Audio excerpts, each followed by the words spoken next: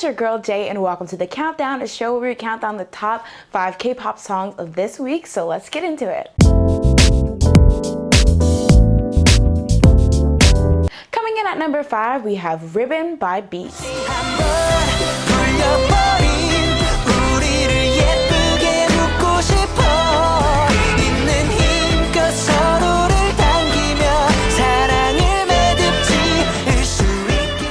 Comeback was a pretty big comeback for veteran group Beast, seeing as it was their first return after their official departure of member Hyun-sung. Now, if I'm being honest, it took me a while to getting around to watching this song because just by like the teaser and the feel, I knew it was gonna be like kind of a more emotional, sad song. And if I'm being honest, I really don't like those kind of songs in K-pop usually. However, this one ended up being not so bad. I thought the overall sound and feel of the song was very cool, and I also thought it was a bit risky that they were putting out a song like this during the summer, because usually when you're trying to get that song of the summer or that summer hit, you're gonna do something upbeat and fun to dance to. Now, as always, we can't talk about Beast without talking about choreography, which, just like always, they did not disappoint. It had really beautiful and artistic movements, very reminiscent of their song 12:30 or Fiction. In fact, I think this type of song is actually where Beast tends to shine. I also really wanted to highlight Dongwoon. I thought his voice sounded really good during that part, and he really killed it, so he definitely was the highlight for this song for me. Moving on to our number 4 song of the week, Shut Up by the Unnies.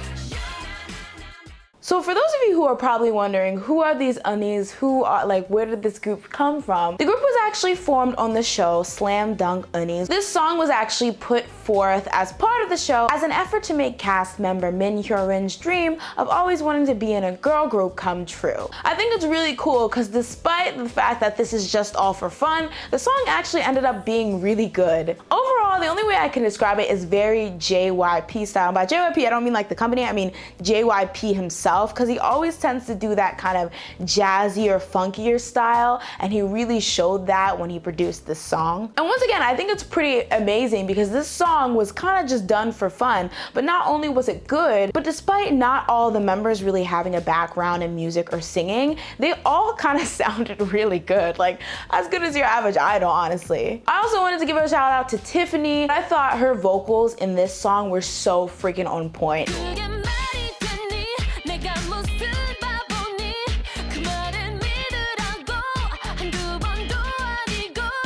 I thought she particularly gave a really powerful performance. Moving on to the number 3 song of the week, Navillera by GFriend.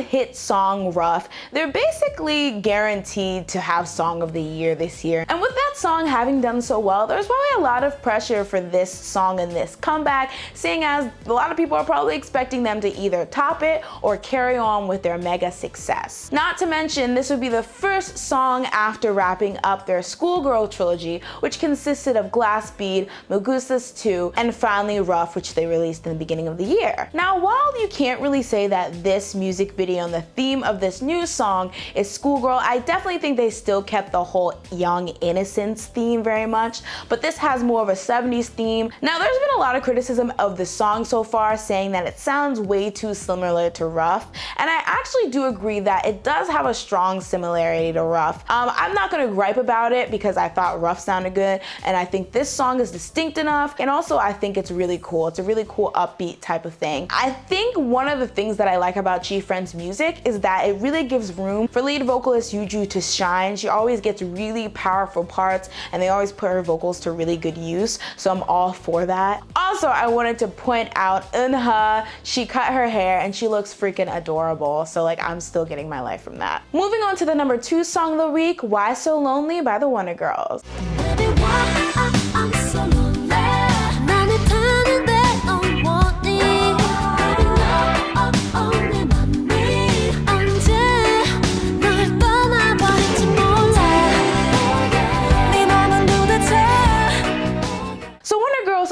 back with their second comeback since becoming a band, and this time they decided to get a little reggae on us. Now, when I first found out that they were going to have a 70s theme for this comeback, I automatically thought it was going to be something disco. So the first time I listened to Why So Lonely, I was really surprised to hear like these reggae elements, but like they really did make it work. It's an overall really cool and chill sound, and I think my favorite part of the overall song is Unnies' vocals in the chorus when she comes in the "Why I'm so lonely." It's so simple, so smooth. It's not like she's doing a lot, but it sounds so like crisp, and like I just love that part so much, and the way she like vibes to it is so cute. So to me, this is definitely a hit. So finally, we've reached the #1 song of the week, none other than Day Day by BewhY. Day Day, 한번 돌아가보자고. Yesterday day, 너가 바로 소녀였을 때의 핑계만 가득했었지. So I would like to start off this segment by first saying congratulations to BewhY, who was crowned the winner of this season of Show Me the Money. He definitely deserved it. I loved all his releases and he's super talented. And Day Day was actually a song that he released for the semifinals. Now, y'all know I stan Gray, so anything that Gray touches, of course, I'm gonna be a fan.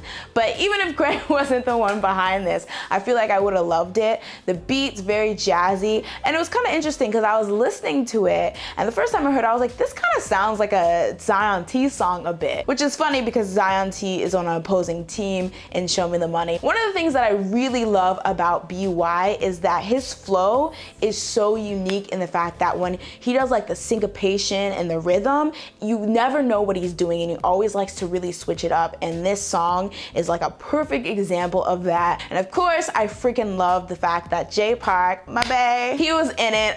To be honest, the first time I heard the song was the live performance, and when Jay Park just kind of came out of nowhere, I was like, what is this? Because he kind of flowed weird in the live performance, but when I listened back in the studio version, I thought it was a really good choice. So those are the top 5 songs of this week. But before we go, it's time to point out this week's Heat Seeker. So Heat Seeker is a song that may not be on the top of the charts, but definitely is gaining some popularity this week and is a standout release to me in general. And speaking of Jay Park, this week it goes to Jay Park and Ugly Ducks, Ain't No Party Like an AOMG Party. 난 절대로 심심하지 않아. I with my homies VIP, we in the club. Don't carry on, you know what they want. 여성들이 짐승 같아, 우리 내두질 않아. 우리가 빠지면 포리가 아니지.